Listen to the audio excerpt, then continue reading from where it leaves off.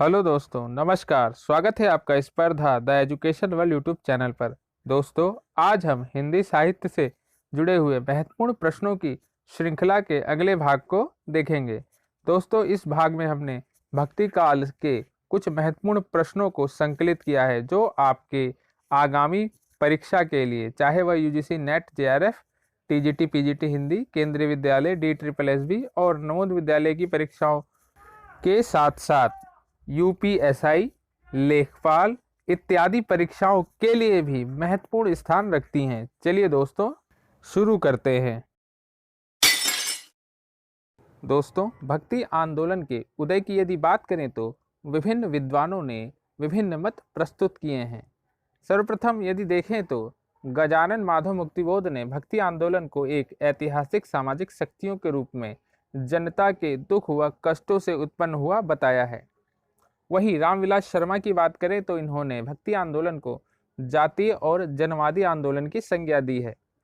Grierson ने भक्ति आंदोलन को ईसाईयत की देन कहा है, जबकि आचार्य रामचंद्र शुक्ल ने भक्ति आंदोलन को इस्लामी आक्रमण की प्रतिक्रिया के रूप में देखा है। वहीं हजारी प्रसाद द्विवेदी ने भक्ति आंदोलन को भारतीय चिंतन धारा का स्वाभाविक विकास के रूप में इंगित किया है। कुछ अन्य महत्वपूर्ण प्रश्नों को देखें तो भक्ति काल को सर्वप्रथम स्वर्णयुग की संज्ञा ग्रियर्सन ने दी। भक्ति काल को लोक जागरण काल सर्वप्रथम रामविलास शर्मा जी ने कहा। भक्ति काल को केवल लोक जागरण आचार्य हजारी प्रसाद द्विवेदी ने कहा। भक्ति काल को यदि देखें तो इसे 4 भागों में विभक्त किया गया है। सर्वप्रथम निर्गुण काव्य धारा, द्वितीय सूफी काव्य धारा, तृतीय राम भक्ति शाखा और चतुर्थ है कृष्ण भक्ति शाखा। निर्गुण भक्ति शाखा को या निर्गुण धारा को ज्ञानाश्रयी शाखा भी कहते हैं। आइए दोस्तों देखते हैं इसका नामकरण व प्रथम कवि। निर्गुण धारा के नामकरण को यदि देखें तो आचार्य रामचंद्र शुक्ल ने सर्वप्रथम इसे ज्ञानाश्रयी शाखा कहा। आचार्य हजारी प्रसाद द्विवेदी ने इसे निर्गुण भक्ति की संज्ञा दी और राम कुमार वर्मा, परशुराम चतुर्वेदी और गणपति चंद्रगुप्त ने इसे संत काव्य कहा। प्रथम कवि की बात करें तो कबीर दास को प्रथम कवि आचार्य रामचंद्र शुक्ल, आचार्य हजारी प्रसाद द्विवेदी व राम स्वरूप चतुर्वेदी मानते हैं, जबकि राम कुमार वर्मा व गणपति चंद्रगुप्त नामदेव को भक्ति काल का प्रथम कवि स्वीकार करते हैं। यहाँ पर भक्ति काल के प्रमुख कवियों के संक्षिप्त जीवन वृत्त, उनके द्वारा चलाए गए पंथ, वह पंथ कहाँ पर प्रमुख रूप से फैले, इसके विषय में बताया गया है। चलिए दोस्तों देखते हैं। सर्वप्रथम रैदास का जन्म 1388 में और मृत्यु 1518 में हुई। ये काशी के निवासी थे। कबीरदास, इनका भी जन्म काशी में हुआ था।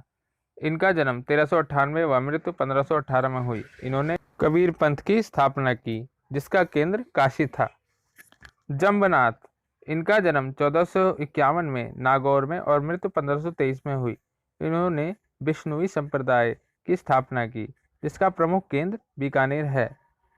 हरिदास निरंजनी, इनका जन्म 1455 में डिडवाड़ में हुआ था और मृत्यु 1543 में। इन्होंने निरंजनी संप्रदाय की स्थापना की जिसका प्रमुख केंद्र डिडवाड़ है। गुरु नानक, इनका जन्म 1469 में ननकाना साहिब में, जो कि अब पाकिस्तान में हुआ था, और मृत्यु 1598 में।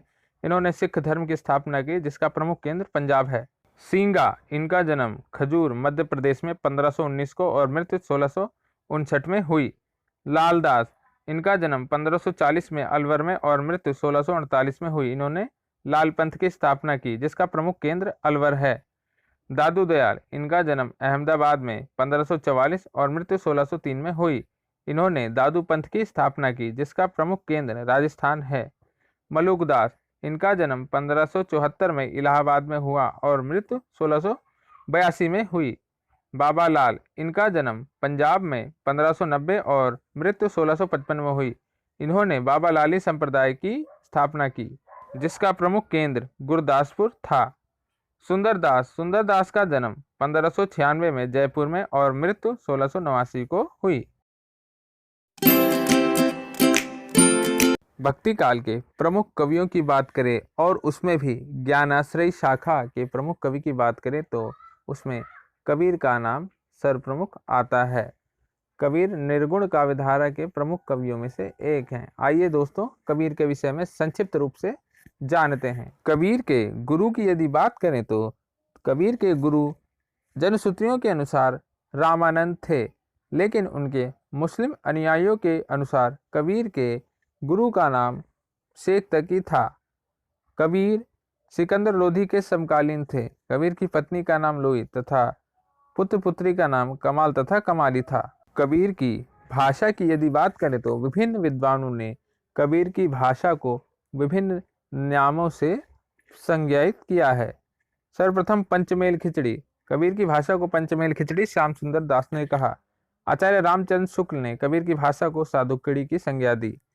आचार्य हजारी प्रसाद द्विवेदी ने कबीर को भाषा का डिक्टेटर कहा। डॉक्टर बच्चन सिंह ने कबीर को क्रांतिकारी पुरस्कर्ता की संज्ञा दी है। कबीर की वाणी का संग्रह उनके शिष्य धर्मदास ने बीजक नाम से सन 1464 में किया।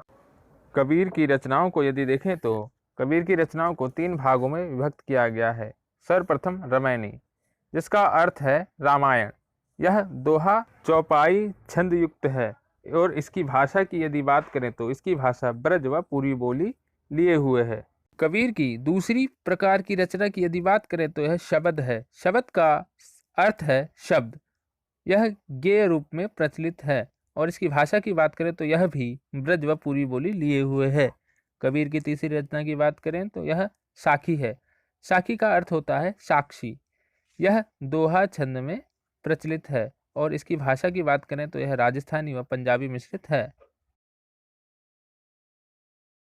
भक्ति काल के अन्य प्रमुख तथ्यों को देखें तो रैदास के 40 पद गुरु ग्रंथ साहिब में संकलित हैं।